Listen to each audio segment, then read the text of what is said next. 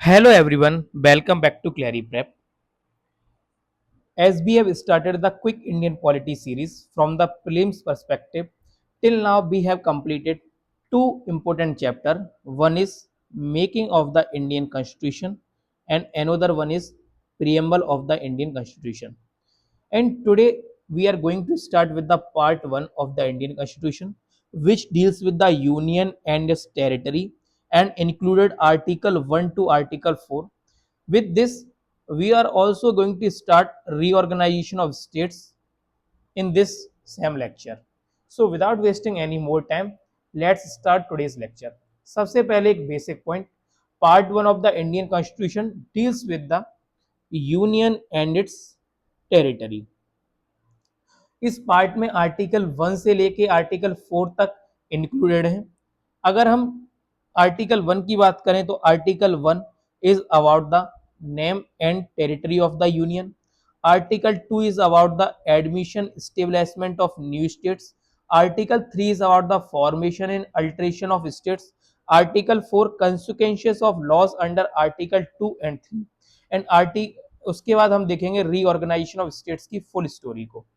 So let's begin with the article 1. अगर हम article 1 के टेक्स्ट की बात करें तो आर्टिकल 1 कहता है India that is Bharat shall be a union of states.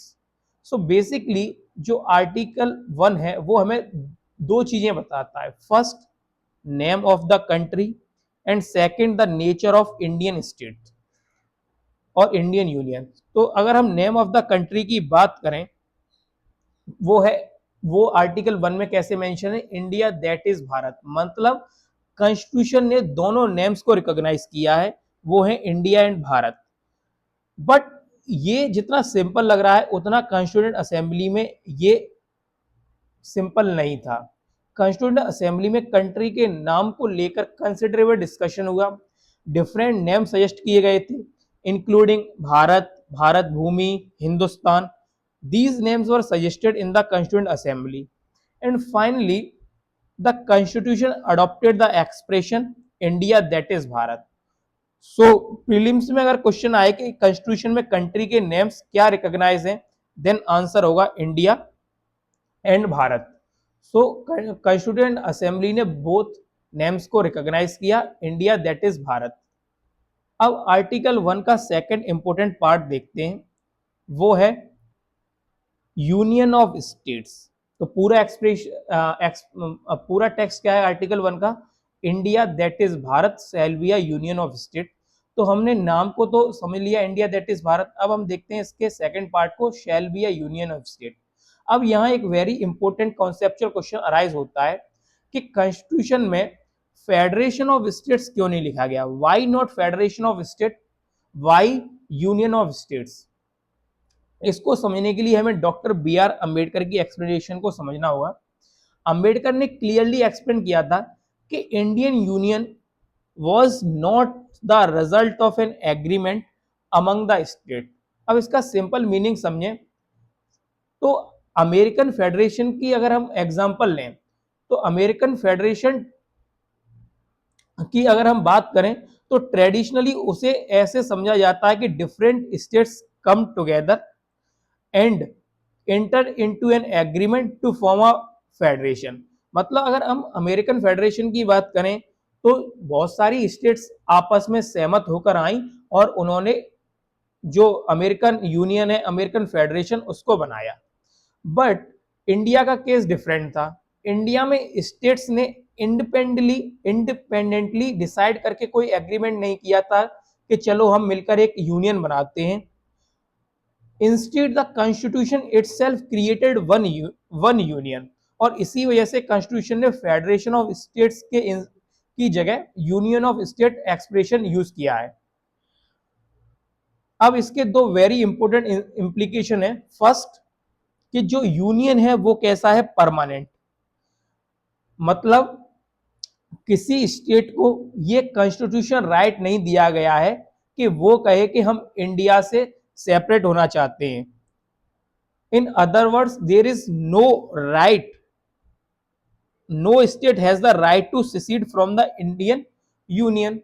And second is that states are not permanent in their existence. इसका मतलब ये बिल्कुल नहीं है कि स्टेट्स का एग्जिस्टेंस ही टेम्परेरी है, यहाँ कॉन्सेप्ट थोड़ा डिफरेंट है। इसका मतलब ये है कि states can be reorganize. Parliament constitutional procedure follow करके किसी भी स्टेट्स की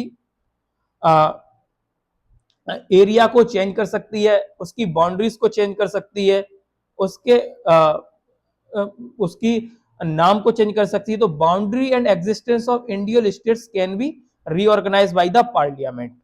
फॉर एग्जाम्पल टाइम के साथ इंडिया में नए स्टेट्स क्रिएट हुए और एग्जिस्टिंग स्टेट्स की बाउंड्री भी रीऑर्गेनाइज हुई है। सो अगर इस इंटायर कॉन्सेप्ट को एक लाइन में अगर रिमेंबर करना हो तो हम कह सकते हैं India is an indestructible union of destructible states. अब इसका मीनिंग क्या है? Indestructible union means India as a union cannot be broken by any individual state, but destructible states का मतलब है existing states की boundaries, area, नेम या territorial organisation change की जा सकती है और न्यू स्टेट्स भी क्रिएट की जा सकती हैं। लेकिन इंपॉर्टेंट क्लैरिफिकेशन यहाँ डिस्ट्रक्टिबल का मतलब ये नहीं है कि रैंडमली स्टेट को डिस्ट्रॉय कर देना है। It simply means that the existing form of a state is not constitutionally permanent like the union. और पार्लियामेंट को ये पावर आर्टिकल 3 के थ्रू मिलती है कि वो किसी भी स्टेट की बाउंड्रीज उसके नेम को ऑल्टर कर सकता है। सो इसीलिए आर्टिकल 1 का ये फ्रेश यूनियन ऑफ स्टेट सिर्फ एक वर्डिंग नहीं है, it reflect a very important constitutional principle that is union is permanent but the territorial organization of the state can be change. और इसी कॉन्सेप्ट को हम आर्टिकल 3 में डिटेल में समझेंगे। सो यूनियन कैसा है? इंडिस्ट्रक्टेबल है, और जो स्टेट्स कैसी हैं वो है डिस्ट्रक्टेबल है और रीऑर्गेनाइजेबल है। अब डिस्ट्रक्टेबल का यहां पर मतलब ये बिल्कुल नहीं है कि कि जो स्टेट्स हैं उनको प्रॉपर तरीके से डिस्ट्रॉय कर दिया जाए। It means parliament through the constitution procedure can change states boundaries, area, name and even created new states, and this power was given to the parliament by the article 3 which we will going to cover ahead। तो I hope आपको article 1 अच्छे से समझ में आ गया होगा। अब अगर हम बात करें आर्टिकल 1 की क्लॉज 2 की, तो आर्टिकल 1 का क्लॉज 2 क्या कहता है? The states and territories thereof are specified in the first schedule. तो ये कहता है कॉन्स्टिट्यूशन की फर्स्ट शेड्यूल में स्टेट्स और यूनियन टेरिटरी के नेम्स और उनके टेरिटोरियल एक्सटेंट का डिस्क्रिप्शन दिया गया है। सो प्रीलिम्स पॉइंट से ये याद रखिएगा कि names of states and union territories are mention in the first schedule and don't ignore this schedule, this is very important from the prelims point. So अगर पूछा जाए कि स्टेट के नेम और यूनियन टेरिटरी के किस शेड्यूल में दिए गए हैं, तो फर्स्ट शेड्यूल में। और ये कौन सा आर्टिकल हमें बताता है? ये हमें आर्टिकल बताता है आर्टिकल 1 क्लॉज 2। अब हम बात करते हैं आर्टिकल 1 क्लॉज 3 की। अगर हम आर्टिकल 1 क्लॉज 3 के बात करें तो आर्टिकल 1 क्लॉज 3 के according the territory of India comprises territories of the states, union territories and other territories. तो जो ये आर्टिकल है वो हमें बताता है कि जो इंडिया की टेरिटरी है वो क्या क्या इंक्लूड करती है। तो ये इंक्लूड करती है territory of the state, union territory specified in the first schedule, and third such other territory as may be acquired. So यहाँ एक इंपॉर्टेंट डिस्टिंक्शन समझ में आता है कि territory of India is wider than union of India. Territory of India में states, union territories and acquired territories include हो सकते हैं। अगर हम करंट स्टेटस की बात करें तो present there are 28 states and 8 union territories. तो प्रेजेंट की अगर हम बात करें तो there are 28 state and 8 union territories.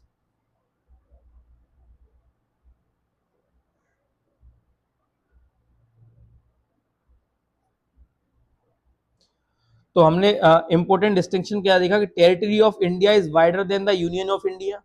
Territory of India include states, union territory and acquired territory. Current status की बात करें तो 28 स्टेट्स हैं, 8 यूनियन टेरिटरीज हैं। अब हम आते हैं आर्टिकल 2 पे, विच इज अबाउट द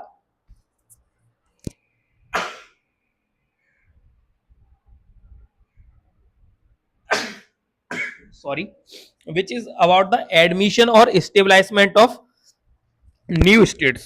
तो अगर हम आर्टिकल 2 की बात करें तो it is about the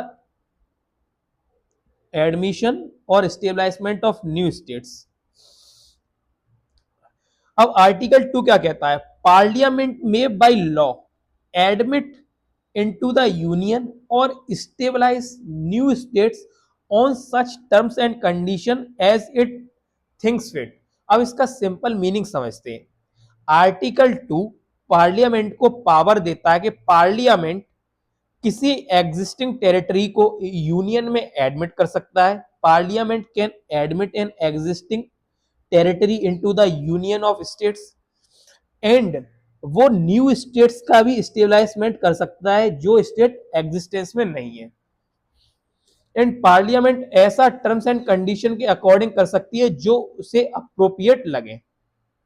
so broadly article 2 is about the admission or establishment of new states. लेकिन एक कॉन्सेप्चुअल डिस्टिंक्शन याद रखिए, article 2 mainly deals with the admission or establishment of states that are not already part of the Indian Union, whereas the Article 3 is about existing states की formation और alteration की बात करता है। तो आर्टिकल 2 और आर्टिकल 3 में अगर हम डिस्टिंक्शन देखें तो article 2 is about the admission or establishment of states not already part of the Indian union.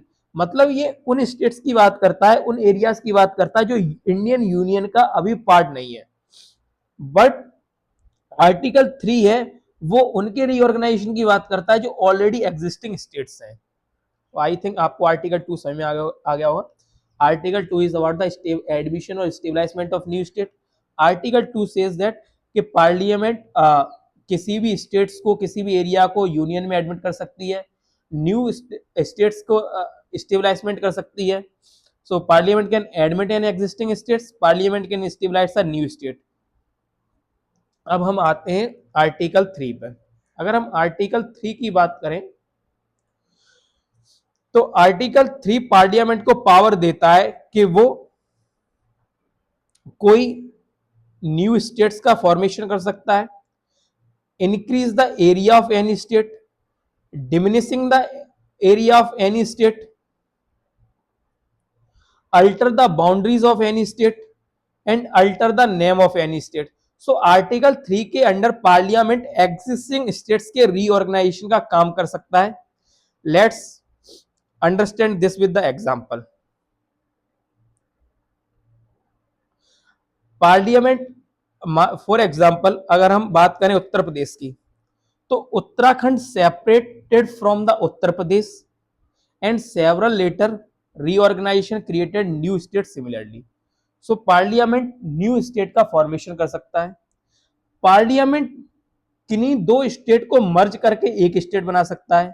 तो parliament can merge two or more existing states and make a new state. Parliament किसी भी state के area को diminish कर सकता है। For example अगर किसी एग्जिस्टिंग स्टेट के टेरिटरी का एक पोर्शन सेपरेट करके न्यू स्टेट या एनोदर एडमिनिस्ट्रेटिव यूनिट क्रिएट किया जाए तो ओरिजिनल स्टेट का एरिया डिमिनिश हो सकता है। If a portion of a state territory is separated from a new state unit then the original state's area is diminishes। अब parliament एक चीज और क्या कर सकता है, alter the boundaries of the state. Parliament can alter state boundaries, alter the name of the state. Parliament किसी भी स्टेट का नेम चेंज कर सकता है। तो पार्लियामेंट के पास आर्टिकल 3 के पास 5 मेजर्स पावर है। It can form new state, it can increase the state by merging the two states, it can diminishing the area of state, it can alter the boundary of state, it can alter the name of the state also। अब यहां एक very important prelims point आता है, क्या parliament simply अपनी मर्जी से state का नाम, बाउंड्री या एरिया चेंज कर सकता है? इसका आंसर है no. Can parliament change states name and boundary area on its own? Answer is no. इसके लिए constitution procedure must be follow, और इसके लिए दो कंडीशन है। First is president recommendation. क्या है? पहली, प्रेसिडेंट की recommendation.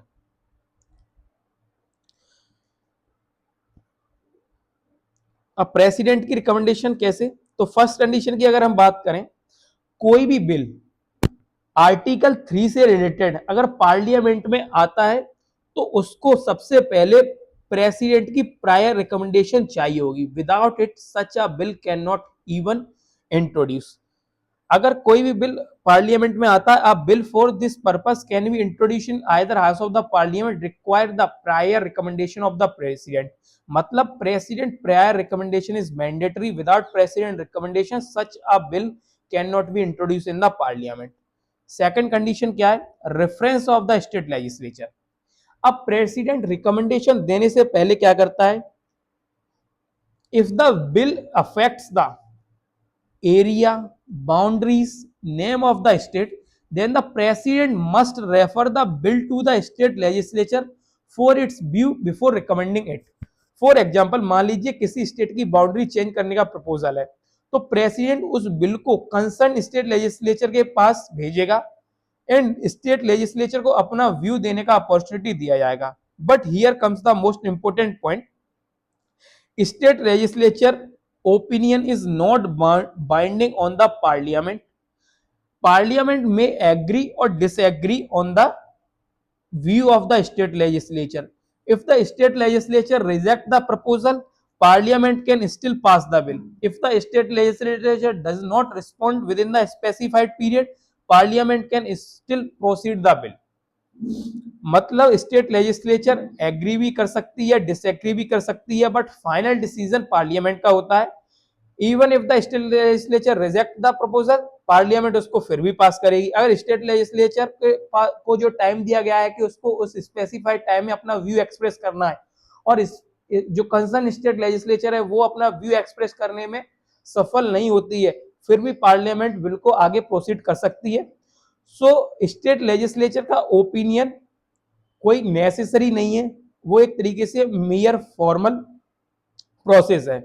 So remember, state legislature opinion necessary to seek but not necessary to accept. अगर हम क्विक समरी की बात देखें, तो कोई भी बिल जो आर्टिकल 3 से रिलेटेड है उसको प्रेसिडेंट की प्रायर रिकमेंडेशन चाहिए होगी, जो मैंडेटरी है। प्रेसिडेंट अपनी प्रायर रिकमेंडेशन देने से पहले वो जो बिल है उसको स्टेट लेजिस्लेचर में भेजेंगे और स्टेट लेजिस्लेचर का व्यू जानेंगे। अगर स्टेट लेजिस्लेचर एग्री या डिसएग्री करती है उससे कोई मतलब नहीं है। स्टेट का लेजिस्लेचर का जो कंसेंट है वो मैंडेटरी नहीं है।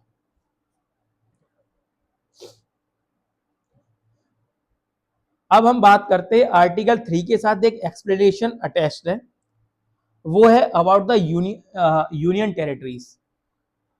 मत ये एक्सप्लेनेशन कहती है कि जो हम आर्टिकल 3 के साथ स्टेट्स के साथ कर सकते हैं, उनकी बाउंड्री को चेंज कर सकते हैं, उनके नाम को ऑल्टर कर सकते हैं, the same we can do with the union territories also. मतलब वो सब हम यूनियन टेरिटरी के साथ भी कर सकते हैं।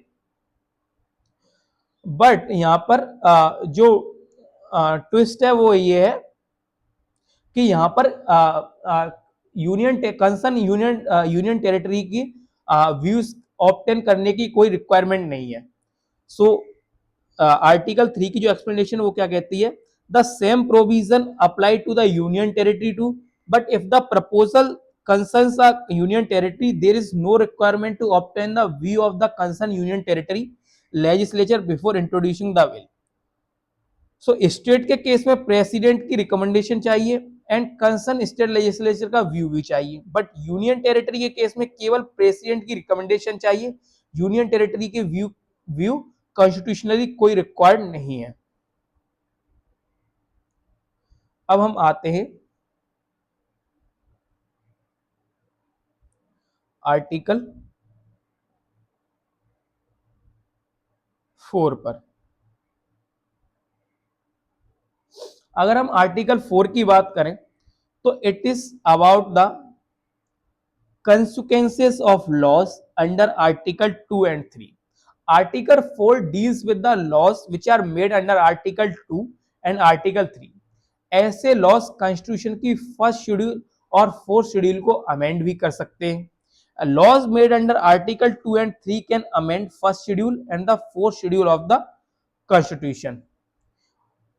ऐसा क्यों? बिकॉज जब न्यू स्टेट क्रिएट होती हैं या स्टेट की बाउंड्रीज चेंज होती है तो नेचुरली फर्स्ट शेड्यूल में चेंज करना ही पड़ेगा, क्योंकि जो बाउंड्रीज का एक्सप्लेनेशन और नेम ऑफ द स्टेट्स हमें कहां देखने को मिलता है? फर्स्ट शेड्यूल में. ये हमने कहां देखा था? आर्टिकल 1 क्लॉज 2 में. And representation in the Rajya Sabha के कॉन्सेप्ट में फोर्थ शेड्यूल में भी करस्पॉन्डिंग चेंजेस रिक्वायर्ड हो सकते हैं. But here comes the important part. अब यहां पर क्वेश्चन ये आता है कि जो ये चेंजेस हो रहे हैं, क्या इन्हें आर्टिकल 368 के द्वारा कॉन्स्टिट्यूशन अमेंडमेंट की रिक्वायरमेंट होती है? ऐसा नहीं है. मतलब अगर पार्लियामेंट आर्टिकल 2 और आर्टिकल 3 के अंडर स्टेट रीऑर्गेनाइजेशन के लॉ पास करता है तो उसके लिए आर्टिकल 368 वाला special constitution amendment procedure follow करने की कोई रिक्वायरमेंट नहीं है.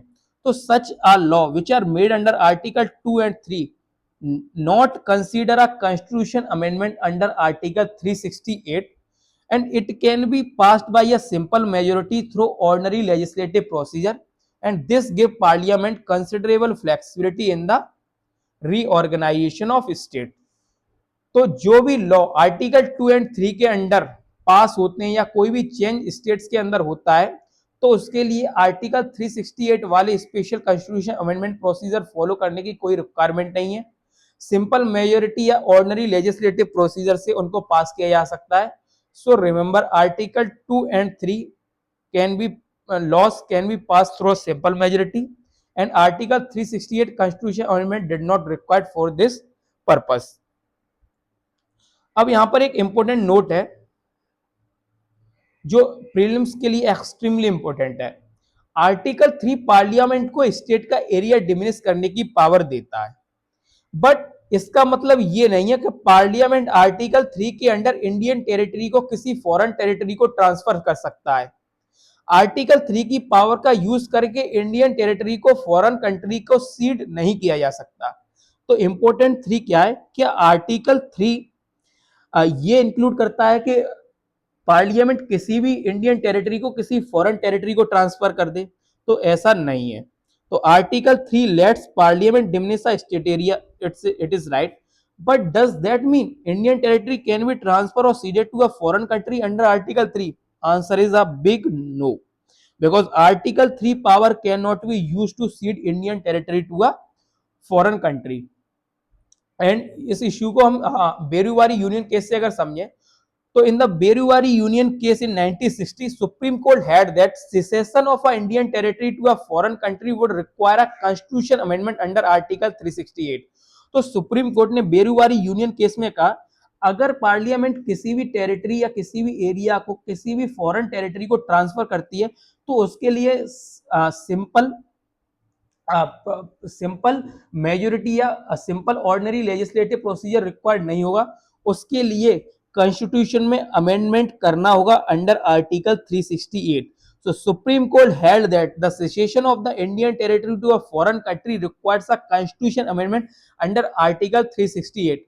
और जब बेरुवारी यूनियन टेरिटरी को जब पाकिस्तान को ट्रांसफर किया गया था तो 9th constitution amendment act 1960 was enact किया गया था उस टाइम.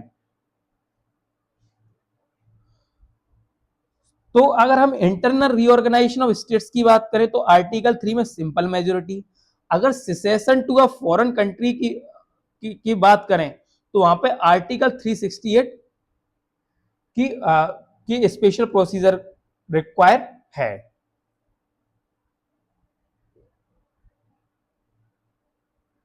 अब अगर हम बात करें यहां पर सुप्रीम कोर्ट ने एक चीज और क्लैरिफाई की थी, अगर कोई भी बाउंड्री डिस्प्यूट सेटलमेंट के थ्रू रिजॉल्व हो रहा है तो वहां पर कॉन्स्टिट्यूशन अमेंडमेंट करने की कोई ऐसी जरूरत नहीं है. So Supreme Court also clarified that the settlement of a boundary dispute or boundary adjustment with another country does not necessarily amount to secession of a territory requiring a constitution amendment.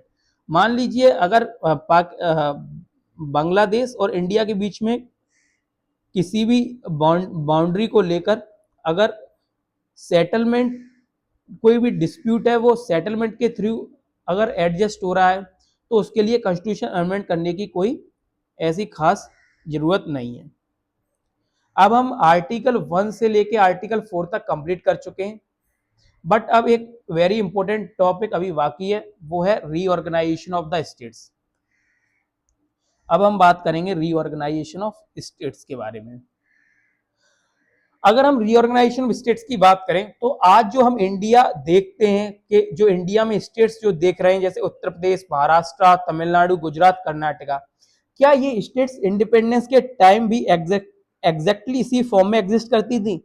इसका answer है बड़ा सा no. तो India का present political map gradually develop हुआ है through several phases of integration and reorganisation of states. So let's understand this journey. अगर हम बात करें at the time of independence की, तो जो ब्रिटिश इंडिया थी वो ब्रॉडली टू कैटेगरीज में डिवाइडेड थी। First is British province and second is princely state. जो ब्रिटिश प्रोविंस थी वो डायरेक्टली ब्रिटिश गवर्नमेंट के अंडर थी। जो प्रिंसली स्टेट थी वो इंडियन रूलर्स और इंडियन प्रिंसेस के द्वारा रूल की जाती थी, but these they are also the subject to the British paramountcy. मतलब वो ब्रिटिश पैरामाउंटेंसी के अंडर ही आती थी, बस वहां पर उनके पपेट रूलर्स बैठे थे। और ये more than 500 plus princely states थी, 500 प्लस प्रिंसली स्टेट्स थी। एंड अगर हम स्पेसिफाई करें तो 552 princely states existed that time. After independence the integration of these princely state into the Indian union become one of the biggest challenge. तो यहाँ पर role of Sardar Patel important है और वीपी में अलॉन्ग विद बीपी मेनन। तो सरदार वल्लभ भाई Patel along with BP Menon and other officials played the key role, and most princely state agreed to join India, but three created serious problem. जो total 555 princely states थी उनमें से 549 willingly join कर गई, willingly join India, but 3 जो states थी princely states उन्होंने problem create की। वो 3 क्या थी? हैदराबाद, जूनागढ़ एंड जम्मू कश्मीर। तो हैदराबाद और जूनागढ़ और जम्मू कश्मीर ने प्रॉब्लम क्रिएट किया इंटीग्रेशन के टाइम। अगर हम हैदराबाद की बात करें तो हैदराबाद को इंडिया में इंटीग्रेटेड कर लिया with the help of police action and the operation Polo. Junagadh को रेफरेंडम के थ्रू कर लिया, people voted overwhelmingly to join India. और जम्मू एंड कश्मीर की बात करें तो जम्मू कश्मीर के जो रूलर थे हरी सिंह, उन्होंने इंस्ट्रूमेंट ऑफ एक्सेशन साइन कर लिया था 1947 में इंडिया के साथ, तो जम्मू कश्मीर भी ऐसे इंडिया में ऐड हो गया। अब हम बात करते हैं फोर फोल्ड क्लासिफिकेशन की जो 1950 के टाइम था। When the constitution came into force in 1950, India did not yet have 28 states and 8 union territories. The states and territory were organized into 4 categories. तो इंडिपेंडेंस के टाइम जब कॉन्स्टिट्यूशन हमारा force आया 1950 में, तो ऐसा नहीं था कि तभी से 28 स्टेट और 8 यूनियन टेरिटरी एग्जिस्ट कर रही थी। तब जो स्टेट्स थी उनको 4 कैटेगरीज में बांटा गया था। जैसे पार्ट ए, उसमें 9 स्टेट्स थी and these were the former governor province of British India. Part B में भी 9 स्टेट्स थी, mainly former princely states, groups of princely state. Part C में जो स्टेट्स थी वो थी 10 former chief commissioner province plus certain princely territories. And part D में only 1 थी, वो थी अंडमान एंड निकोबार। सो 1950 का स्ट्रक्चर जो स्टेट्स का था वो कुछ ऐसा था। Part A have 9 states, part B have also 9, and part C 10, and part D 1 states. This arrangement was not permanent and the demand for linguistic organization soon grew strong. तो after independence the demand of the linguistic or reorganization of state become strong. But ऐसा नहीं था कि ये demand independence से पहले नहीं थी। इंडिपेंडेंस से पहले ही लिंग्विस्टिक बेसिस पर प्रोविंसेस ऑर्गेनाइज करने की डिमांड एग्जिस्ट करती थी। So even before independence, there was a demand to organize provinces on the basis of linguistic lines, and Indian national Congress ने भी 1920 में अपने प्रोविंशियल ऑर्गेनाइजेशन को लार्जली लिंग्विस्टिक लाइंस पर रीऑर्गेनाइज किया था. So the Indian National Congress itself had reorganized its provincial units largely on the linguistic line in the 1920s. So many expected linguistic reorganization after the post-independence, but due to the trauma of partition, national leaders were worried और feared. उनको fear था कि अगर states को language के basis पर divide और reorganise किया जाए तो रीजनल आइडेंटिटीज फर्दर स्ट्रेंथन हो सकती हैं, जिसकी वजह से एक बहुत सारे पार्टीशन देखने को मिल सकते हैं. So the national leaders fears to organise states on the basis of language because it could strengthen regional identity and threaten national unity. But despite this concern, the demand kept growing and government had to examine it. तो ये सब problems के बाद जो demand थी वो धीरे धीरे स्ट्रांग होती गई और बहुत सारी जगह पर क्या देखने को मिले, रिजेंटमेंट देखने को मिले, प्रोटेस्ट देखने को मिले. तो इसके प्रेशर में आके गवर्नमेंट अपॉइंट एस के धर कमीशन इन 1948. तो गवर्नमेंट क्या अपॉइंट करती है, S K Dhar commission in 1948 to examine whether states should be reorganized primarily on the linguistic basis or not. तो एस्केधर commission appointed in 1948 to examine whether states should be reorganized primarily on the linguistic basis or not. तो एस्केधर commission किस लिए organise की कि ये feasibility check कर सके क्या स्टेट्स को लिंग्विस्टिक बेसिस पर रीऑर्गेनाइज किया जा सकता है कि नहीं. And the Eskedar Commission submitted its report in December 1948, and it did not favor languages as the primary basis for the reorganization of state. Instead, it emphasized on the administrative convenience. तो एस्केधर जो commission थी उसने language को as a reorganisation basis reject किया. अब इसकी वजह से बहुत सारे रिजेंटमेंट फिर से देखने को मिले और फिर से गवर्नमेंट को प्रेशर में आकर एक न्यू कमेटी को कंस्टिट्यूट करना पड़ा. वो थी जेबीपी कमेटी 1948 टू 1949. जेबीपी में 3 मेंबर थे, जवाहरलाल नेहरू जे से, वी से वल्लभ भाई पटेल एंड पी से Pattabhi Sitaramayya. And this committee submitted its report in 1949 and like the Eskedar committee, this committee did not favor immediate linguistic reorganization of states. तो इस कमेटी ने भी जो लिंग्विस्टिक बेसिस पर रीऑर्गेनाइज था उसको खारिज कर दिया गया. But the demand for a separate Telugu speaking state become especially strong in the Madras presidency. हर जगह बहुत सारे प्रोटेस्ट देखने को मिल रहे थे, बट जो ये डिमांड स्ट्रांग हुई वो कहां पर हुई, कब हुई और ज्यादा प्रोटेस्ट देखने को कब मिला, जब पोटी Sriramulu undertook a prolonged hunger strike demanding a separate Telugu state, Andhra Pradesh, for the Telugu speaking people, or he died in 1952 after his fast, and this triggered a widespread protest and pressure on the government and increased dramatically. तो उनकी death ने जो ये demand थी उसको further strengthen किया. And finally the government in pressure created Andhra Pradesh in 1953 as a first state on the basis of language. And government created Andhra Pradesh the first state in independent India created primarily on the linguistic basis by separating Telugu speaking areas from erstwhile Madras state. Later in 1956, Andhra state became part of the Andhra Pradesh. तो अब जब मान लीजिए अगर आप कुछ 4-5 बच्चे हैं, अगर उनमें से आप किसी एक को टॉफी दे दें तो बाकी के 4 बच्चे भी रो धोकर अपनी डिमांड को बढ़ाएंगे. इसी वजह से जब after Andhra's creation demand for linguistic state intensified everywhere, तो जो बाकी स्टेट्स थी वो डिमांड कर रही थी, जब आंध्र प्रदेश को बना दिया गया तो उन्होंने भी अपनी डिमांड को इंटेंसिफाई कर दिया.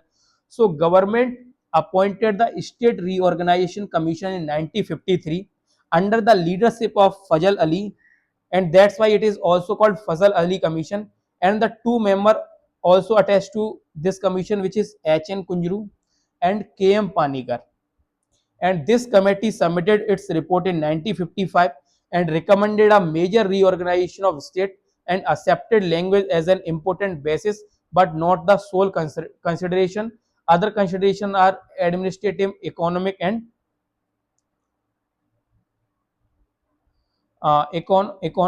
other factors also. And result of this the abolition होता है जो फोर फोल्ड क्लासिफिकेशन था 1950 में, और स्टेट लिंग्विस्टिक बेसिस पर रीऑर्गेनाइज की जाती हैं। और इसके बाद स्टेट रीऑर्गेनाइजेशन एक्ट 1956 भी पास होता है, और इसकी वजह से टू मेजर चेंजेस हमें देखने को मिलते हैं। वो था seventh constitution amendment act of 1956, and the State Reorganization Act came into force on 1 November 1956, and after this the result of this act is 14 states and 6 union territories were created, and this was one of the most turning point in the evolution of India's political map. तो ये हो गया हमारा part 1 की बात और reorganisation of states की बात। अगर हम एक क्विक रिवीजन देखें तो article 1 is talk about the name of the country, which is India, that is Bharat. It also talks about union of states. Article 2 is about states and territory specified in the first schedule.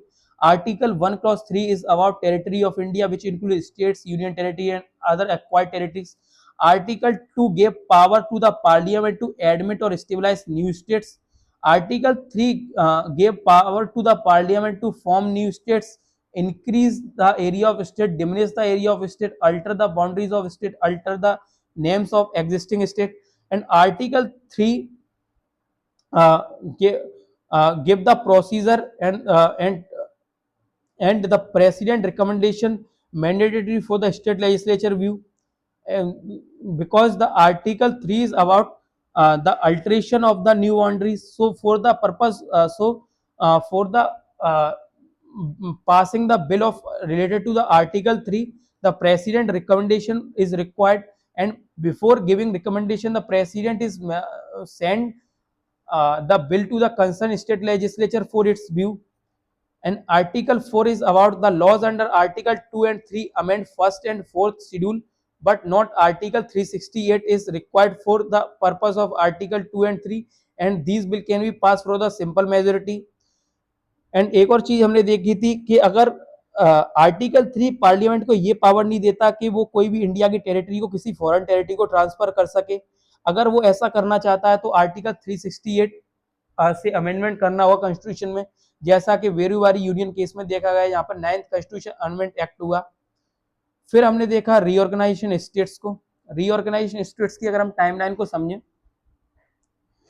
तो SK धर commission सबसे important है, जो पहली commission थी। उसके बाद JVP committee, then death of Potti Sriramulu 1953, Andhra state created, then 1950 में state reorganisation commission under Fazal Ali, then 1956 में स्टेट रीऑर्गेनाइजेशन एक्ट, एंड उसके बाद 1 नवंबर 1956 में 14 स्टेट और 6 यूनियन टेरिटरीज को हमें देखने को मिलती हैं। सो this was all about the part 1 of the Indian Constitution, Union and its territory along with the reorganization of state. आज के लेक्चर में हमने आर्टिकल 1 to 4 को कॉन्सेप्चुअली अंडरस्टैंड किया, साथ ही देखा कि इंडिपेंडेंस के बाद इंडिया का पॉलिटिकल मैप कैसे ग्रेजुअली रीऑर्गेनाइज हुआ। And because this is our quick Indian polity prelims perspective series, I would strongly recommended कि आप आर्टिकल्स के नंबर के साथ साथ कमीशन, इंपोर्टेंट डेट्स एंड जो constitution amendment and landmark cases हैं उनको रिवाइज करें, बिकॉज प्रीलिम्स में क्वेश्चन ऑफन डायरेक्ट आर्टिकल से नहीं बल्कि कॉन्सेप्ट, क्रोनोलॉजी, फैक्चुअल कॉम्बिनेशन के फॉर्म में भी पूछे जा सकते हैं। So that's it for today's lecture. If you found this lecture helpful, do like the video, share it with your friend who are preparing for UP PSC, other state PCS exam and UPSC, and don't forget to subscribe ClariPrep. We will meet in the next lecture with another important topic of Indian polity. Thank you so much for watching.